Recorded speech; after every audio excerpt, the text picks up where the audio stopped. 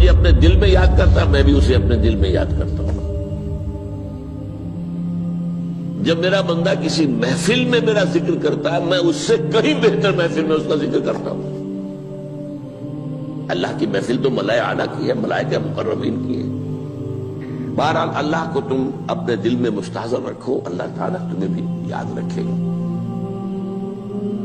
دوبارہ فرمایا احفظ اللہ تجدہ امامک تجاہک، اللہ کو یاد رکھو تو اپنے سامنے موجود پاؤ گے، جب چاہو دعا کرو تو احفظ اللہ تجدہ امامک یا تجاہک، اپنے سامنے موجود پاؤ گے۔ اذا سألت فاسأل اللہ، اب آ گیا وہ مرکزی مضمون۔ دیکھو جب مانگو اللہ سے مانگو، غیر اللہ کے سامنے ہاتھ دراز کرو ہی مت۔ ایک حدیث میں آتا، یعنی حرام نہیں ہے، دنیاوی قواعد اصول قوانین کے تحت کسی سے مدد چاہنا، کوئی سوال کرنا حرام نہیں ہے۔ آپ سوال کریں، مدد لیں، اسی پر دنیا قائم ہے، ایک دوسرے کے ساتھ تعاون کے ساتھ۔ لیکن اونچا مقام کیا ہے؟ کسی سے سوال مت کرو سوائے اللہ، یہاں تک کہ جوتے باندھنے کا تسمہ تمہیں درکار ہے تو بھی کسی سے مت مانگو، اللہ سے مانگو۔ کیا پتہ اللہ کس کے دل میں ڈال دے اور وہ آ کے تمہیں تسمہ پیش کر دے۔ ہوتا ہے ایسا، بس اوقات ہوتا ہے۔ جو اللہ کے ساتھ لو لگا کر رکھنے والے ہیں ان کے تو ایسے واقعات ہوتے ہیں کہ دل میں ایک بات آئی اور اس کے بعد وہی بات جو ہے وہ کوئی شخص آ گیا، اس نے وہ بات پوری کر دی۔ کیونکہ لوگوں کے دل جو ہے وہ تو اللہ کے دو انگلیوں کے مابین جو چاہتا پھیر دیتا ہے۔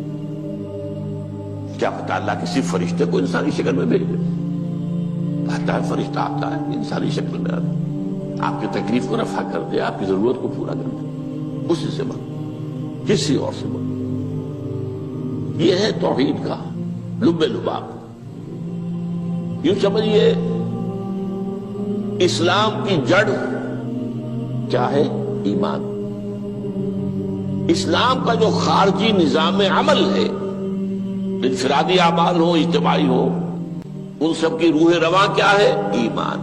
ٹھیک، ایک بات ہو گئی۔ ایمان کا خلاصہ لب لباب کیا ہے؟ ایمان باللہ۔ جیسے ایمان بالآخرہ بھی ہے، ایمان بالملائکہ ہے، ایمان بالانبیاء ہے، ایمان بالرسل ہے، ایمان بالکتب ہے، ایمان بالقدر ہے، لیکن اصل ایمان، اسی لیے ایمان مجمل میں آپ کو معلوم ہے کسی اور چیز کا ذکر نہیں۔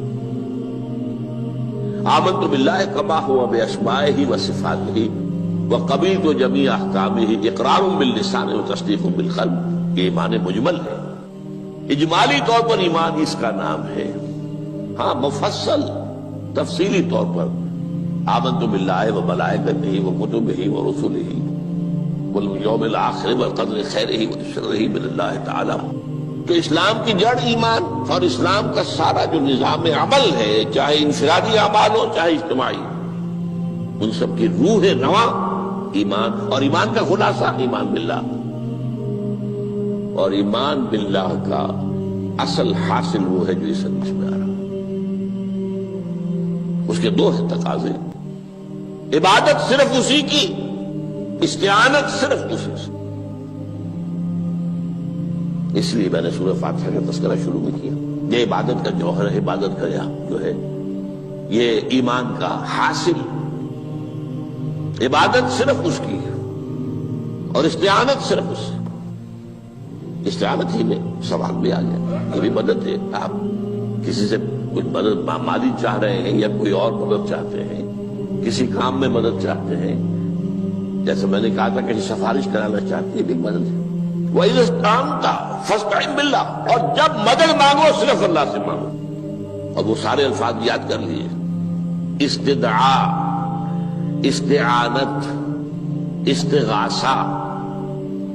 یہ جو غوث اعظم سے استغاثہ کیا جاتا ہے یہ تو شرک ہے۔ استغاثہ اللہ سے، دعائی اللہ کی۔ اس اعتبار سے استمداد، استعانت، استدعاء، استغاثہ، یہ سب اللہ سے، صرف اللہ سے۔ عبادت صرف اللہ، ایاک نعبد، اور استعانت صرف اللہ سے۔ مانگو صرف اللہ سے، جب مدد طلب کرو صرف اللہ سے، اور جان لو اگر تمام لوگ جمع ہو کر تمہیں کوئی فائدہ پہنچانا چاہے نہیں پہنچا سکتے، الا بشیء قد کتب اللہ لک وان اجتمعوا علی ان یضروک بشیء لم یضروک الا بشیء قد کتب اللہ علیک، اگر سب مل کر چاہے تمہیں کوئی نقصان پہنچا دے نہیں پہنچا سکتے مگر وہی کچھ جو اللہ نے تمہارے لیے لکھ دیا۔ اب بتائیے خوف کی جڑ کٹ جائے گی کہ نہیں؟ یہ جو ایمان جو ہے یہ خوف اور حزن دونوں سے نجات دلانے والی بات ہے۔ جو حقیقی مومن ہے وہ اللہ کا ولی ہے، حقیقی مومن وہ اللہ کا ولی ہے، اور الا ان اولیاء اللہ لا خوف علیہم ولا هم يحزنون۔ یہ اولیاء اللہ کو علیحدہ مخلوق نہیں ہے، کوئی ان کے سر پہ سینگ نہیں ہوتے، انسان ہی ہوتے ہیں، لیکن حقیقی معنی میں مومن ان اعتبارات سے جو آج ہم پڑھ رہے ہیں ایمان اس درجے کا پہنچ گیا تو اللہ کا ولی ہے۔ اور لوگ کے خوف کس بات کا ہوگا؟ کس سے خوف کروں؟ اس کے ہاتھ میں کچھ ہے ہی نہیں، اور اگر کچھ اللہ نے میرے لیے لکھ دیا وہ آ کر رہے گا، چاہے میں لاکھ گڑ گڑاؤں اس کے سامنے کہ مجھے چھوڑ دے، اگر اللہ نے لکھا وہ آیا وہ تو آئے گا، تو کاہے کو اس کے سامنے گڑ گڑانا، کاہے کو جبسائی کرنا اس کے سامنے، اور کسی کے ہاتھ میں کچھ ہے ہی نہیں، میرا خیر ہے ہی نہیں، کاہے کو خوشامد کرو اس کی۔ اور سنیے، رفعت الاقلام، دیکھو نوجوان، قلمیں اٹھا لی گئی ہیں، وجفت الصحف، اور جو رجسٹر ہیں صحیفے ان کی سیاہی خشک ہو چکی ہے۔ یہ ہے وہ اللہ کا علم، اس میں ہر شے لکھ دی گئی ہے، اس کی قلم اٹھا لیے گئے۔ جیسے آپ کو معلوم ہے امتحان ہوتا تھا، 3 گھنٹے ختم ہو گئے، اسٹاپ رائٹنگ، بس اب قلم رک جانا چاہیے۔ وہ قلم تو تقدیر کا کاتب جو ہے وہ قلم اس کا اب اٹھا لیا گیا، اور جو صحیفے جن پر لکھا گیا وہ خشک بھی ہو گئے۔ یہ تو روایت ہے جو امام ترمذی نے جس کو روایت کیا، یہ متن ان کا ہے جو ہم نے پڑھا ابھی، اور ان کا قول یہ ہے کہ یہ حدیث حسن صحیح ہے، لیکن یہی روایت اور انہی راوی سے عبداللہ ابن عباس سے رضی اللہ تعالیٰ عنہما اور بھی محدثین نے کی ہے، تو اس میں سے ایک اور متن جو ہے وہ یہاں پر امام نووی نے دے دیا ہے۔ احفظ اللہ تجدہ امامک، یہ تو پہلا وہ ٹکڑا تھا، وقت جاہد تھا، یہاں امامک ہے، امام مطلب ایک ہی ہے، اپنے سامنے پاؤ گے۔ اللہ کی حفاظت کرو، اللہ کو دل میں، اللہ کی یاد کو محفوظ رکھو، گویا کہ اللہ کو مستحضر رکھو۔ ذکر اللہ کے معنی کیا ہے؟ استحضار اللہ فی القلب، یہ ذکر اللہ ہے۔ جنہیں ہم ذکر سمجھ بیٹھے ہیں وہ ذکر کے ذریعے ہے۔ اقیم الصلاۃ لذکری، نماز قائم کرو میری یاد کے لیے، نماز ذریعہ ہے یاد کا۔ یہ علیحدہ بات ہے کہ آپ نے 17 رکعتیں بھی پڑھ لی ہو عشاء کی اور یاد آپ کو آئی ہی نہیں کوئی، آپ تو ایک میکینیکل انداز میں جو ہے وہ اٹھک بیٹھک کر رہے ہیں اور آپ کی زبان سے کچھ بھی نکل رہا ہے، تو اس کا آپ کے شعور سے، دل کی گہرائی سے کوئی رابطہ ہے ہی نہیں، وہ ذکر تو نہیں ہوا۔ ہاں نماز فرض تھی وہ ادا ہو گئی، آپ کی فرض ادا ہو گئی۔ تو جنہیں ہم نے ذکر سمجھا وہ ذرائع ذکر ہے، اللہ اللہ سبحان اللہ سبحان اللہ زبان سے، یہ تاکہ اس کے نتیجے میں وہ ذکر حاصل ہو جائے۔ استحضار اللہ فی القلب، ذکر کے معنی ہے استحضار اللہ فی القلب۔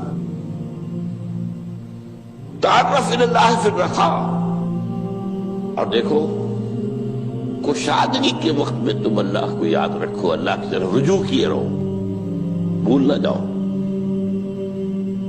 وہ نہ ہو جو کبھی کہا تھا، بہادر شاہ ظفر کے اشعار میں سے بہت دور کا شعر ہے، ظفر آدمی اس کو نہ جانیے چاہے کتنا ہی ہو فام زکا، جسے عیش میں یاد خدا نہ رہی، جسے تیش میں خوف خدا نہ رہا۔ وہ ہے کشادگی کی حالت میں، جب کہ تمہارے لیے کشادگی ہے، اللہ کی طرف رجوع کیے رکھو۔ یعرف کا فی الشدہ، تو اللہ اپنی توجہ تم پر رکھے گا شدت کے وقت میں، جب تمہیں کوئی تکلیف ہے اس تکلیف کو تم پر آسان کر دے گا۔ تکلیف تو آنی ہے، جو لکھی ہوئی ہے وہ تو آئے گی، لیکن یہ کہ اللہ تعالیٰ اس کی شدت کو، ایک ہی چیز ہے جس کو ایک انسان بہت شدت کے ساتھ محسوس کر رہا ہے، دوسرا آدمی اتنا نہیں محسوس کر رہا ہے، احساس کا معاملہ ہوگا نا۔ وہ تو اصل میں اگر انسان کی نرز کٹی ہوئی ہے تو احساس ہوگا ہی نہیں، سرے سے نہیں ہوگا۔ تو اس اعتبار سے اللہ تعالیٰ تمہارے لیے وہ شدت کی کمی کر دے گا۔ وَاعْلَمْ أَنَّمَا أَخْطَأَكَ لَمْ يَكُنْ لِيُصِيبَكَ، اور جان لو جو چیز تم سے چھوٹ گئی ہے، رہ گئی ہے، وہ ہرگز تمہیں ملنے والی نہیں تھی۔ اب آپ نے کسی ملازمت کے لیے درخواست دی ہے، درخواستیں مانگی گئی ہیں، اپنی سی محنت کر لی، نہیں ملی ملازمت، اب آپ بیٹھے ہوئے افسوس میں، رنج میں، غم میں، فلاں نے یہ کر دیا، فلاں نے یہ کر دیا، وہ فلاں جو ہے بڑی تکڑی سفارش لے آیا تھا، فلاں نے رشوت دے دی۔ چھوڑو میاں اس کو، وہ تمہارے لیے نہیں تھی۔ کاہے کو اپنے ذہن کے اندر یہ کھچڑی پکا رہے ہو بیٹھے ہوئے؟ خواہ آپ شاید سوء ظن میں بھی مبتلا ہو رہے ہو، کسی نے نہ رشوت دی اور آپ سمجھتے ہو کہ رشوت دی ہے اس نے۔ یہ ساری چیزیں جو ساری سیئات، ان کی جڑ کٹ جائے گی۔ وَاعْلَمْ أَنَّمَا أَخْطَأَكَ لَمْ يَكُنْ لِيُصِيبَكَ وَمَا أَصَابَكَ، اور جو چیز تم پر آ گئی، لَمْ يَكُنْ لِيُخْطِئَكَ، ہو ہی نہیں سکتا تھا کہ وہ تم پر نہ۔ یہ کر لیتا تو ہو جاتا، شاید یہ کر لیتا، میں نے ٹیکا پہلے لگوا لیا ہوتا تو یہ بات نہ ہوتی۔ بھائی وہ جو ہونا تھا وہ ہونا تھا۔ اب یہ وہ چیز ہے جس سے انسان میں کیفیت پیدا ہوتی، تسلیم و رضا۔ ہم بھی تسلیم کی خو ڈالیں گے، بے نیازی تیری عادت ہی صحیح، اے اللہ جو تو نے چاہا مجھے قبول ہے۔ اسی لیے میں نے آپ کو آیتیں سنائی سورہ تغابن کی، ما اصاب من مصیبت الا باذن اللہ، کوئی مصیبت نہیں آتی مگر اللہ کے اذن سے۔ وَمَن یؤمن باللہ یہدی قلبہ، جو اللہ پر ایمان رکھتا ہو اللہ اس کے دل کو ہدایت دے دیتا ہے۔ ہدایت کس بات کی؟ تسلیم و رضا۔ سر دوستاں سلامت کہ تو خنجر آزمائی، نہ شبد نصیب دشمن کے شبد ہلاکت تیغت، اے اللہ تیری طرف سے ہے، مجھے قبول ہے، اور بظاہر مجھے تکلیف ہو رہی ہے لیکن یقیناً اس میں میرا کوئی خیر ہے۔ بیدک الخیر، تیرے ہاتھ میں تو خیر ہی خیر ہے، جو بھی تیری طرف سے آئے۔ سر تسلیم خم ہے جو مزاج یاد میں، اور یہ مضمون جو ہے زیادہ بڑے پیمانے پر سورہ حدید میں آیا ہے۔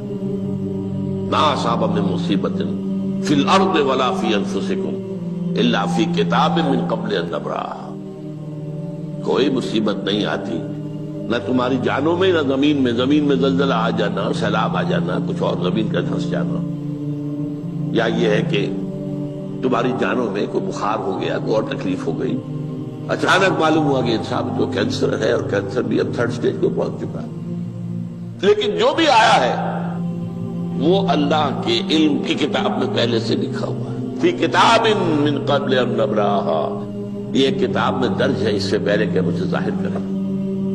اس کا نتیجہ کیا نکلنا چاہیے؟ لیکن لا تأسوا علی ما فاتکم ولا تفرحوا بما آتاکم، افسوس نہ کیا کرو جو تم سے جاتا رہے، چھوٹ جائے، کوئی عزیز فوت ہو گیا، کوئی موقع ہاتھ سے نکل گیا، ارے بھائی میں چوک گیا، بڑا موقع تھا، اب اس پر افسوس کر رہے ہیں۔ نہیں، جو چیز دیکھیں لا تأسوا علی ما فاتک ولا تفرحوا بما آتاک، جو اللہ تمہیں دے دے اس پر اتراؤ مت۔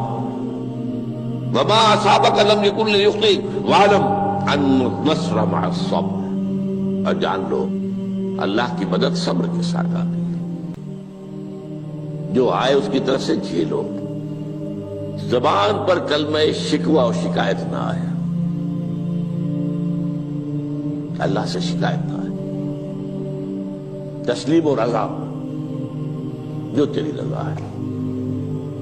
تیری صحت ہمیں منظور ہے لیکن اس کو، مولانا محمد علی جوہر ایک مرتبہ جیل میں گئے، ایک بیٹی بیمار ہوئی، فوت ہو گئی، اس کے بعد دوسری مرتبہ پھر جیل میں گئے، دوسری بیٹی کو وہی بیماری ہوئی، جیل میں اطلاع ملی کہ بیٹی کو یہ بیماری ہو گئی ہے، تو خط لکھا ہے اشعار کی شکل میں. کا آخری شعر یہ ہے: تیری صحت ہمیں منظور ہے لیکن اس کو نہیں منظور تو پھر ہم کو بھی منظور. ہم تو چاہتے ہیں میں بیٹی کے تجھے شفا ہو جائے، اسے منظور نہیں تو پھر ہمیں بتا. وَاعْلَمْ أَنَّ النَّصْرَ مَعَ الصَّبْرِ وَأَنَّ الْفَرَجَ مَعَ الْكَرْبِ. فرج، فراخی، کھل جانا کسی چیز کا، یہ ہے کرب کے ساتھ، تکلیف کے ساتھ. تکلیف ہوتی ہے ساتھ. اللہ نے قانون بنایا ہے دنیا کا. اب آپ اندازہ کیجئے بچے کی ولادت میں ماں کو کتنی تکلیف اٹھانی پڑتی ہے. آج کل تو فیشن ہو گیا ہے، سیدھے سیدھے جاؤ آپریشن کراؤ تکلیف سے بچ جاؤ. لیکن یہ ہے کہ یہ بھی آپ کے علم میں ہوگا، وہ ساری تکلیف جیسے ہی بچے کو لا کر ماں کے برابر لٹایا ہے ساری تکلیف ختم. پھر جو راحت اس سے میسر آتی ہے. ان الفرج مع الکرب وان مع العسر یسرا. اسی لیے میں نے وہ آیتیں بھی پڑھی تھی، ان مع العسر یسرا ان مع العسر یسرا. اس دنیا میں یہ اللہ نے نظام بنایا ہے، سختیاں جھیلنی ہی ہوں گی. لقد خلقنا الانسان فی کبد. ہم نے انسان کو پیدا کیا مشقت کے اندر، مشقت تو کرنی پڑے گی. کسی کی جسمانی مشقت زیادہ، کسی کی ذہنی مشقت زیادہ، مشقت سے چارہ کسی کو نہیں. تو یہ ہے ان مع العسر یسرا ان مع العسر یسرا. بارک اللہ لی ولکم فی القرآن العظیم ونفعنی وإیاکم بالآیات والذکر الحکیم. جدوں کافر اسی پچ ہو گیا، پھر تشبیہ مسلح کی کرنا. اساں ظاہر نوں رب منیائے، باطن دا اللہ کی کرنا. اساں ظاہر نوں رب منیائے، باطن دا اللہ